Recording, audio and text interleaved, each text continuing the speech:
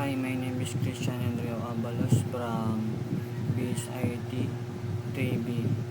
Ngayon po is gagawa ay papakita ko po sa inyo kung ano po ang isang file na one file at operation niya is nandun na lahat yung read, create, update, and delete sa isang file lamang. Dito po is papakita ko sa inyo kung ano yung mga ginawa ko at nilagay ko. Ngayon guys, meron po tayo sa controller na category controller, and then ito po yung chart, and sa dashboard po yung mga count, tapos yung products, and then yung user po, and then ito po yun sa may register, tapos sa pag-login na rin po. And then kailangan po natin ng modal, yung name po ng category, tapos ito po yung sa may product model po, name, price, stock, image, and then yung category na isa-set natin mamit, and then yung user po, and then meron na ito, and then kailangan po natin then gumawa ng product migration or database, pati po categories. And then dito naman po tayo sa may mga blade. Ito po yung pinaka dashboard ko po na admin. Yan po. And then ito po yung categories na blade. Ito yung product. Ganito po yung sa may reports, or ito yung mga byte, or ito po yung user. And then dito po is yung mga routes niya. Ayan po. And then punta na po tayo sa may page niya. Artisan serve.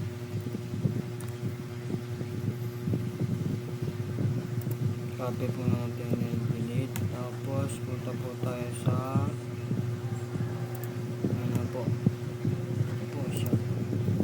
sa previous ways, nakakapag-register naman po tayo.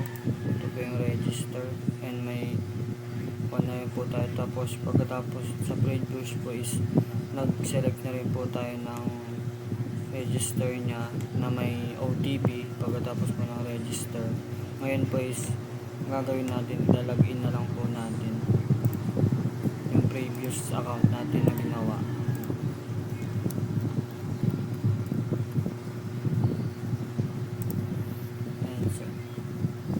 Then ito po sir yung pinaka dashboard ko. Ngayon po is may count po tayo, dalawang categories, dalawang user, tapos isa pong products. Now kapag po mag-input tayo ng ating account is may lalabas po na magkakount po siya dito, magpe-fetch po yung name mo, tapos yung email mo, welcome add me, tapos your email. And then meron din po tayo dito. Then pwede po tayong mag-log out. Log out.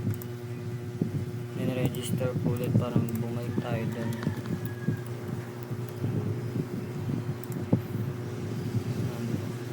Then para po makakuha natin, ma-determine po natin na talagang tama po tong count na to, is punta po tayo dito sa user. Dalawa po siya. And then dito po pwede po tayo mag-create. And then sa pag-edit din po pwede po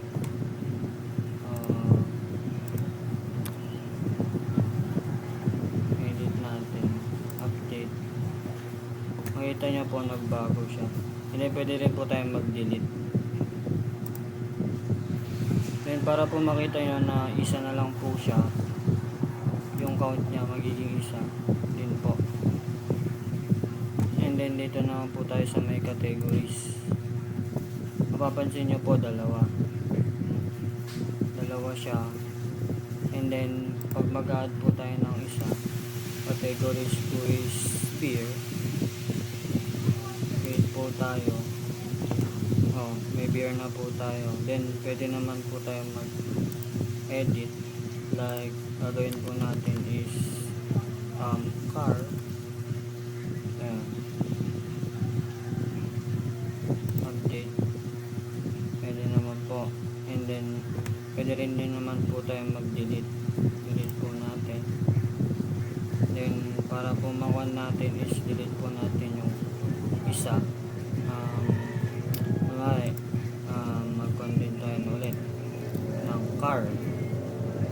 Wait natin. Then, ang count niya po is 3.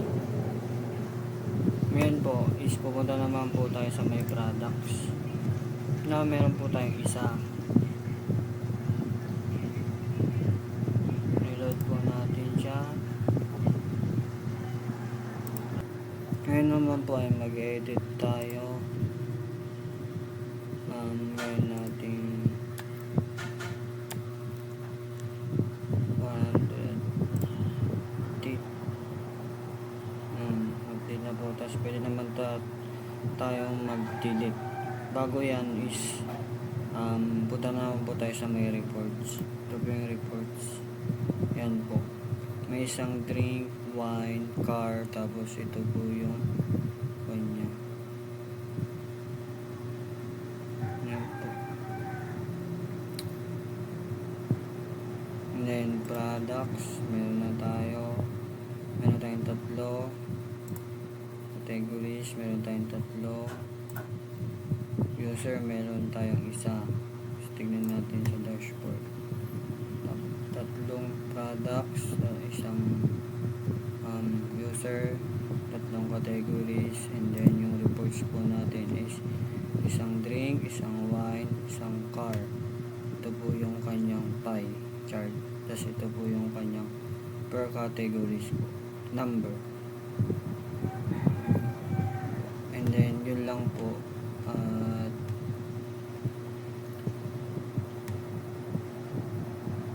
And then pwede na po tayong mag-log out.